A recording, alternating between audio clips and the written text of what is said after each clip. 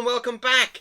Have you ever drawn something and then redrawn it and then redrawn it and it kind of tortures your mind a little bit? Well, that is what my drawing is today. It's a drawing that's been torturing me for a while, so let's try. Let's go draw.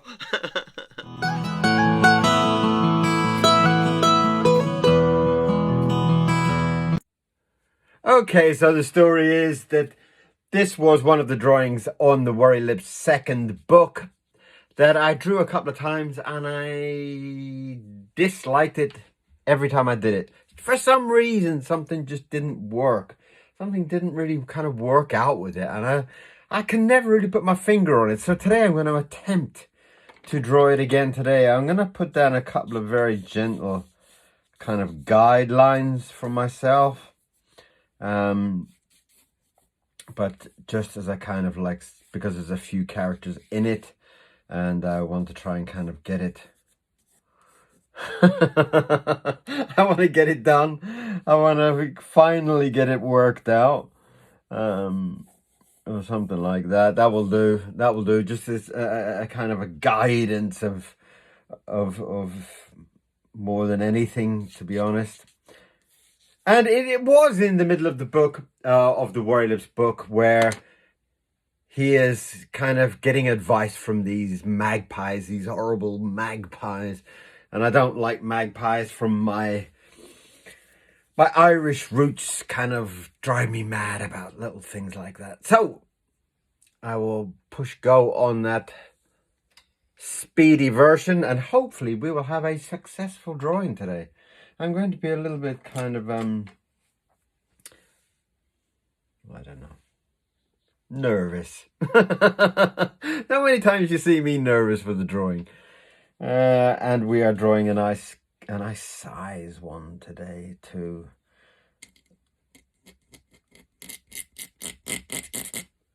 And it's one of those things that it doesn't really happen to me very often. It really does not happen. I've kind of got to that stage where I just kind of draw and I kind of know what I'm going to draw. So in most cases, I could say most cases, I'm very pleased with the final result. I like when my mind kind of captures an energy. And that's something about this drawing that it always kind of leaves me dry. It always kind of makes me thinking, well, yeah, I could have done better. And that might be the case again today. It might very well be the case again today.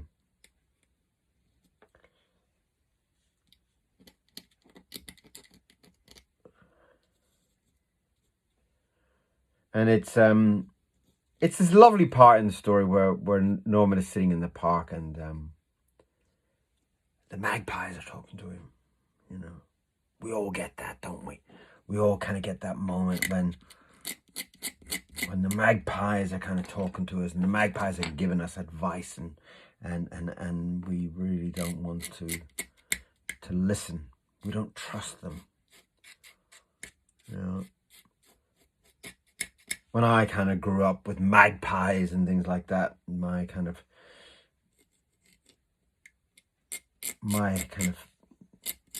granddad type figure would be the person that would be very, very, very, very kind of suspicious about lots of things and superstitious about hats and birds and whatever.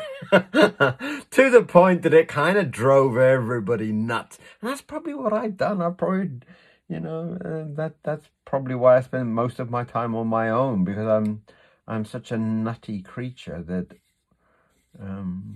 people go, oh, he's going on about his magpies again. Run away quickly.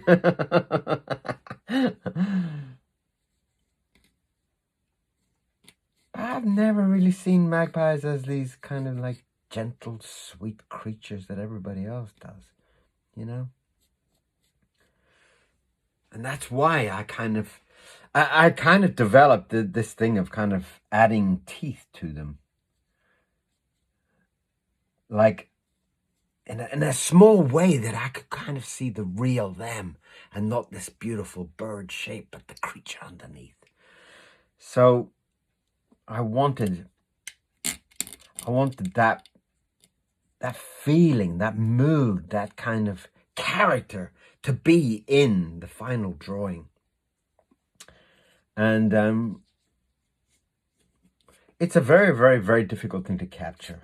It's very difficult to kind of capture something that's both beautiful and elegant in a way, but also got that devious side. And I'm hoping that I will today capture that kind of feeling from them.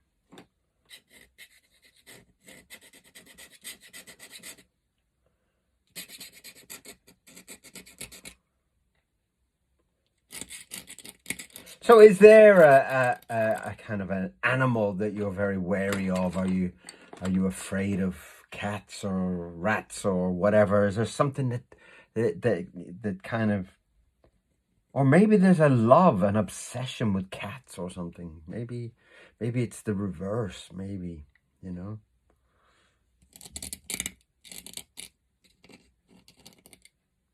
And I feel like with the magpie, my kind of drawing style really fits.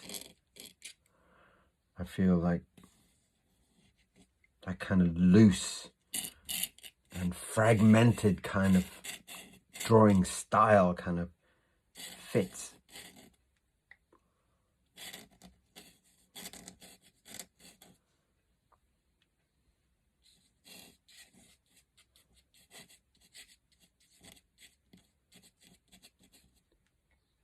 But we always had kind of stories of magpies and stories of, you know, I think Ireland's just kind of one of those nutty countries, you know. Ireland just has that kind of, you know, the way they talk about fairies and such. And other stuff too. My childhood was full of it. Mystery stories about this, and you shouldn't do that on a Tuesday and all. All that kind of nutty stuff. Now, the way that I've tried to play this, that it is a magpie, and yes, there should be lots of black and white. But I'm really unsure, and I'm saying this in a very kind of nervous way, because usually I'm very, very clear, straight from the bat, you know. Straight off the bat, I'll go, I need to do that and I do this. But with this character, like even this arm, I'm kind of, why did I do that pose? Why? You know, and this is where it starts. This is where that kind of mental kind of game starts. And you should never do that when you're drawing. And I've only ever done it when I draw this magpie. Most of the time I'm extremely confident and I just kind of fly through it. And when I've finished, I say, yeah, that's just exactly what I want. Even this nib doesn't want to work. And I kind of just feel like that's what I want to do. That's what it should look like. So I'm very curious to see how I feel at the end of this. Maybe that's where it's coming in there. I mean, obviously, as you know from the Worry Lips books, they are kind of in black and white anyway. So there will be a lot of grey tones and things on this. And that will help. When I say help, it should help with this character, or these characters. There's a few of them here.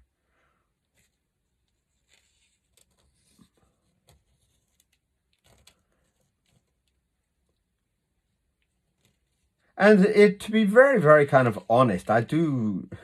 Here I go again, getting all kind of spooky and nutty again. I do kind of blame this magpie for me not finishing the book. Yes, I do.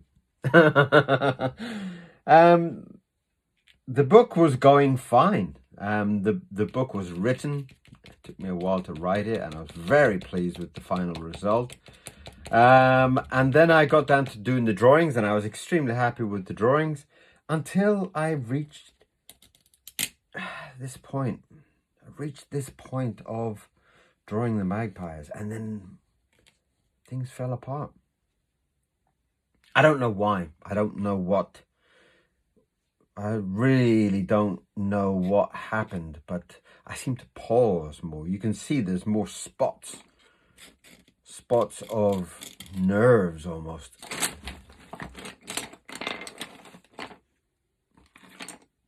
And that has affected me.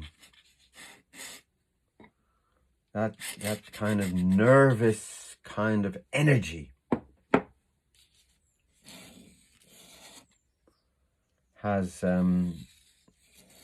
disrupted my drawing patterns. And I don't know, to be very, very honest, if it's like a play in your mind, you know. I'll probably draw this again after, but with the same problem. So I do know that it's not a technical problem. It's more of a kind of mental stall or something, you know.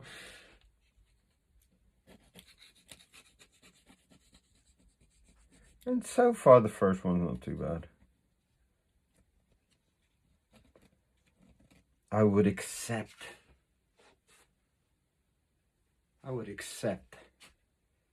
that.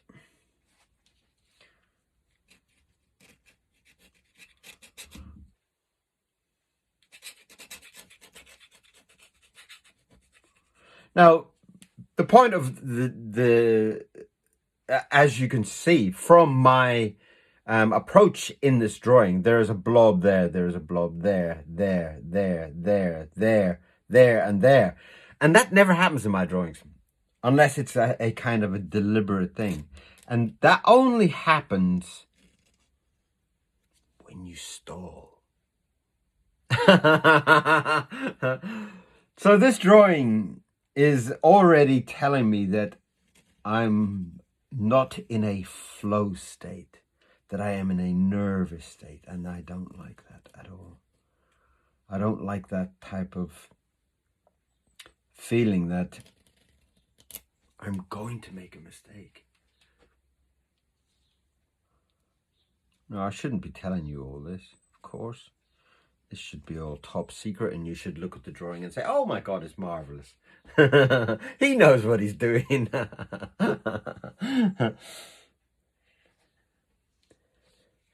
And the idea was that there was a kind of a, almost like a leader in among these birds. In amongst, there is this one bird that is kind of ruling what is being said, and he is kind of like somehow kind of guiding or misleading the others. I don't like that pen. Horrible thing. And so he has kind of got everybody kind of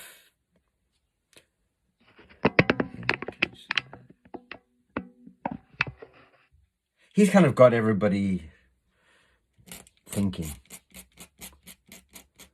And in the story, he's kind of got to that part of, well, what about if it wasn't good luck? What about if it was this? What about, you know? Surely we are the birds and we are in control, and it kind of leads him into this kind of nasty character type of feeling, which I really loved. And I kind of felt, though I found it very difficult to write I felt like as he was talking and as he was talking with Norman, around him the other birds were beginning to change. That's where the kind of teeth idea comes into it. The teeth come in to kind of show they're willing to follow. And I wanted the magpies to have that kind of nasty edge to them and not such a pretty feeling.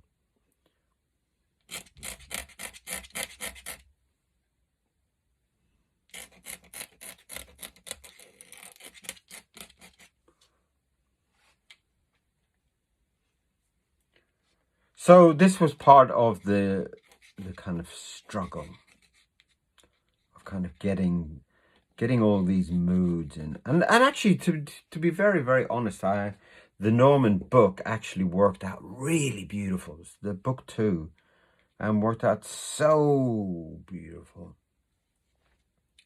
That I kind of raced ahead and did a lot of the artwork. In fact, I think I actually ended to a point where I got about 4 or 5 drawings left to do.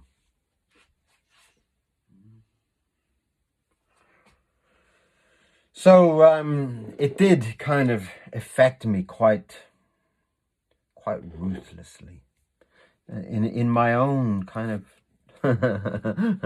in my own childish way.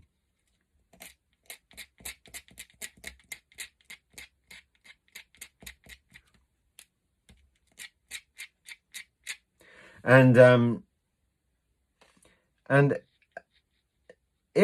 mean, it was quite a rough period of time anyway. There was a lot of health things going on and a lot of life things going on, and a lot of relationship problems and lots of life problems. It was just like, you know, this is the month from hell. Okay, all right. What's the month called? Well, it's called hell. All right. So I kind of want like January, February, hell. You know.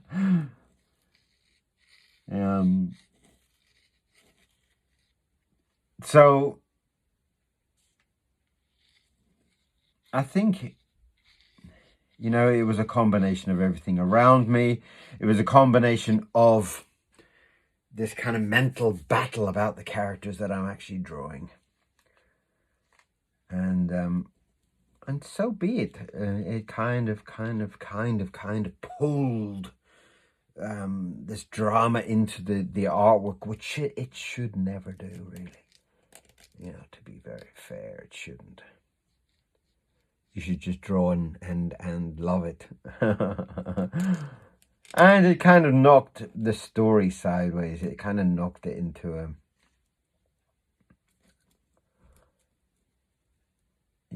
You know, I kind of got a couple of drawings being this one, and that drawing just kind of bounced around in my brain and got to a stage where, with everything together, it was just easier to put everything on hold and wait for your mind to fall back into shape, and your thoughts again to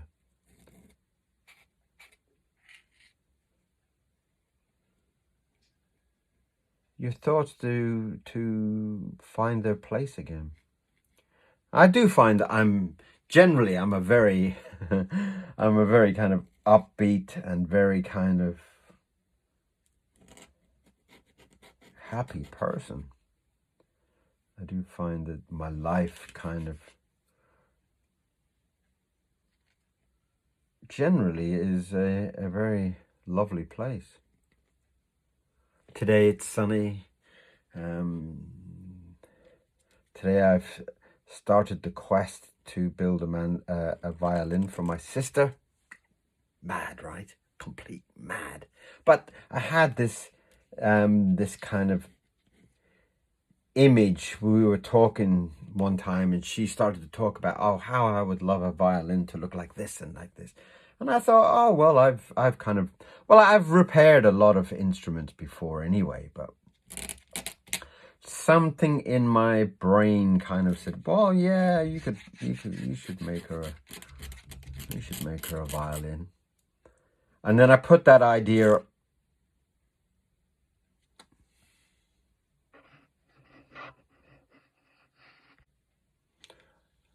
Okay, I'm terribly sorry, the camera just stopped. See?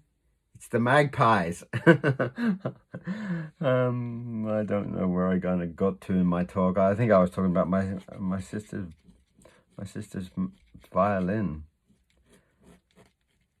So in my madness, I decided to, as I was saying, that I have repaired a lot of instruments. I love repairing mandolins and things like that. I do absolutely love the mandolin. It's one of my absolute desires to be a great mandolin player, although I'm not. It would be a definite wish. So I decided I was going to research all the technical bits of building a violin and do so. And that is where, that's what I've been doing this morning. I have been putting the madness together to build a violin. And I'm really excited about it, and things like that don't really make me, they don't fill me with fear. They fill me with wonder. As in the drawings fill me with adventure. And the reason why I do books is to conquer that challenge. One of the beautiful things about life is conquering challenges. And I find that every time I write a book, I feel like I've kind of been cleansed in some way. I feel like I've reached a certain stage. And I have several books already finished and complete, but I've always kind of like put them on hold while I think about it. Oh dear, what a nutcase of a person I am. And there we have, it's not bad, it's not bad. I wouldn't say that it is perfect. It might help by putting more feet down there.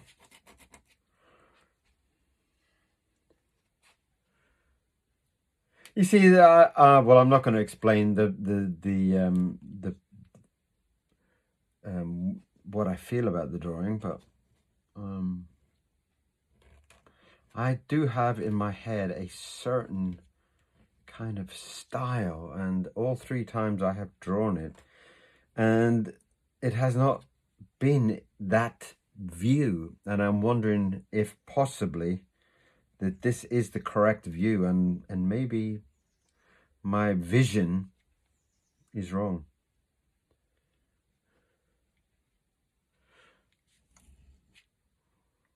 Well, that was a very kind of wobbly discussion today.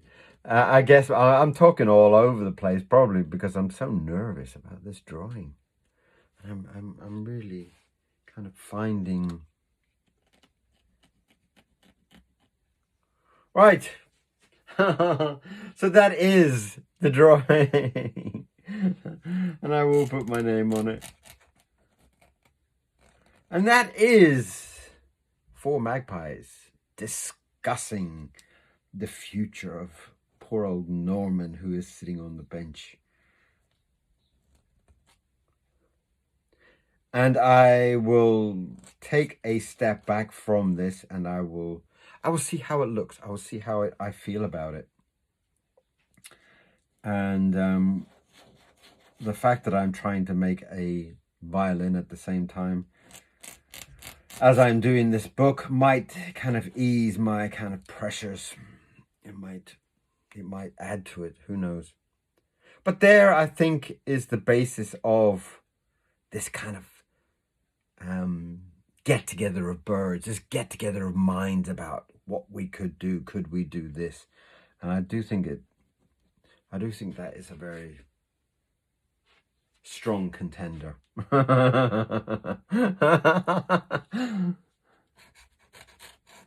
But if you see me drawing this again, don't worry. It's just something that gets stuck in my mind sometimes, you know.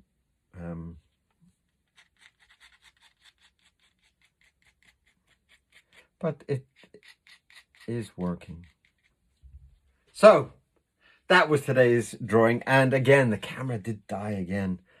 I'm really not sure what is happening with the cameras, but there seems to be this fault that after a certain amount of time, they switch off. And I've got to keep an eye on when they switch off to kind of catch it.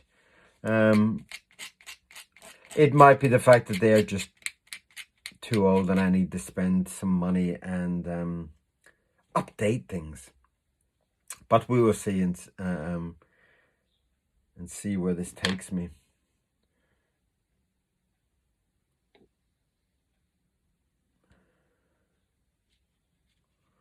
But it is a very frustrating thing when you're trying to make things work. You're trying to try to get this channel to kind of get more videos out and more people seeing it and more people enjoying it and such. But that is today's drawing. A very nervous one, but that is today's drawing. And sometimes it is nervous. Sometimes these challenges come, and I do see this as my challenge. I do see this as my for whatever the problem with this feeling about this drawing, the mood of this drawing, this is where I get stuck. Like I said, there's probably 100 drawings in the book. And it's this one out of the whole 100 that kind of made me kind of unsure. But I feel this is the one. I feel this is done.